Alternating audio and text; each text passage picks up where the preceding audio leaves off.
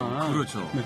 이거 이제 70년대 패션인 거고요. 최근 맨 오브 스틸의 가장 큰 차이가 바로 그거 아닐까요? 타이즈만 신으시고 팬티는 안 입으셨어요. 네, 빨간 팬티가 없어졌죠.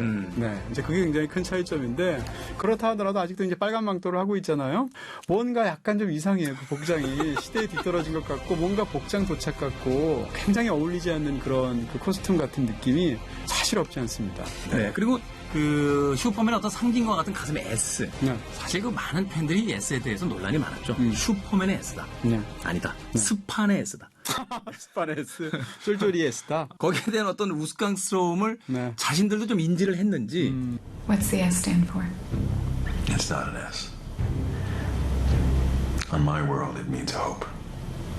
와닿진 않아요. 그렇죠. 우리에겐 그냥 스판이지. 그렇죠. What are you smiling about, Captain? I just think he's kind of hot. 주인공이 헨리 카빌에 대해서 이야기를 안 할 수가 없습니다. 네. 사실 뭐 뒷모습만으로 봤을 때는 이견이 없는 슈퍼맨입니다. 몸이 정말 네. 저는 슈퍼맨이 영화 속에서 이제 불구덩이 속에서 사람을 구하려고 나오는데 저는 헐크인 줄 알았어요. 그러니까. 슈퍼맨이 아니고.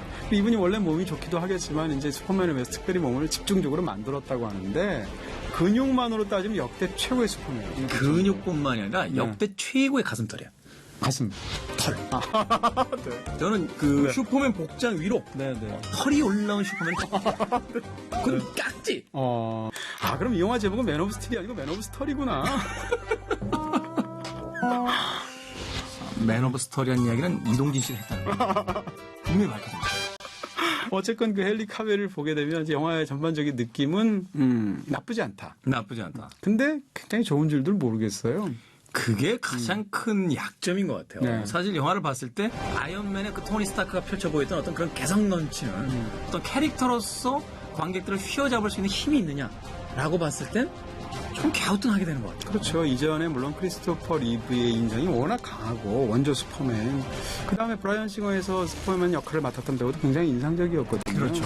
그런 측면에서 본다면 이 영화의 그 헨리 카빌은 근육 정도가 기억날 뿐이지 사실은 슈퍼맨하고 이렇게 굉장히 잘 맞아떨어지는 그런 느낌은 크게 들지 않았다는 거죠. 네. 다음 영화에는 다른 분이 나왔으면 좋겠습니다. 아닐걸요? 나올걸요? 네. 털 깎고 나올걸요? 네.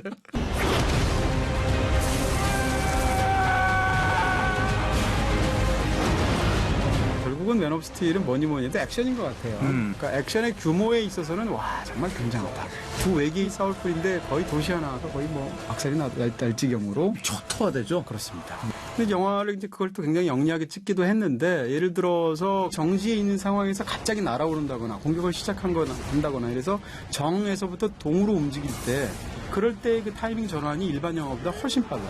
훨씬 빠르죠. 네, 그렇죠. 그리고 무엇보다도 이 영화의 액션 컨셉을 한마디로 얘기하면 액션보다는 리액션이라고 말할 수 있어요. 두 사람이 막 날아다니며 싸울 때 보면 막 도시가 거기에 반응해서 건물 무너지죠, 막 부서지죠, 땅이 꺼지죠. 이런 것들이 다 일종의 말하자면 액션의 파장을 보여주는 거거든요. 스케일화되어 있는 그 리액션을 통해서 이제 액션의 쾌감을 전달해 주는군요. 그렇죠. 그리고 어떻게 보면 이 영화의 가장 큰 장점은 가장 큰 단점이 될 수 있다고 또 보는 입장이에요. 네.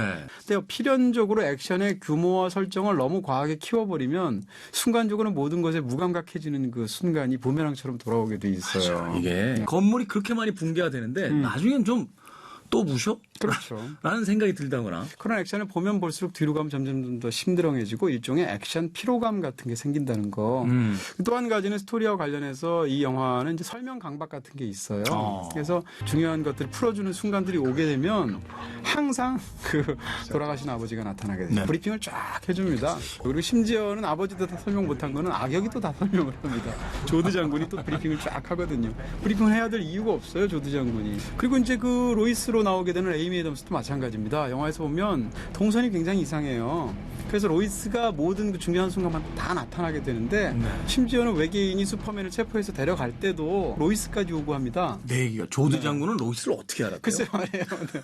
그래서 하필이면 로이스까지 콕 찍어가지고 데려가게 되는데 데려가서 로이스에 대해서 뭔가 역할을 하는 게 없어요. 그러니까 그런 것들을 봐서도 영화에서 편의적으로 인물을 끌고 다닌다. 네, 그러니까 이런 어떻게 보면 굉장히 나쁘게 잘못 그려진 그런 어떤 동선이나 캐릭터가 있기 때문에 에이미 애덤스 같이 훌륭한 배우도 그걸 좀 살려내지를 못하는 거죠. Excuse me. 자, 굉장히 즐겁게 관람할 수 있는 액션의 어떤 쾌감도 있고 또한 조금은 아쉽게 느껴지는 어떤 형식과 내용상의 어떤 약점도 있는 이 맨 오브 스틸. 과연 별점과 한 줄 정의는 어떤지 만나봅니다. 이 영화에 대한 제 별점은 3개입니다. 3개. 네. 애매하고요. 액션보다는 액션에 대한 리액션이 좋다. 강철 같은 남자도 구하기엔 조금 버거웠던 맨 오브 스틸. 털 때문일까? 끝까지.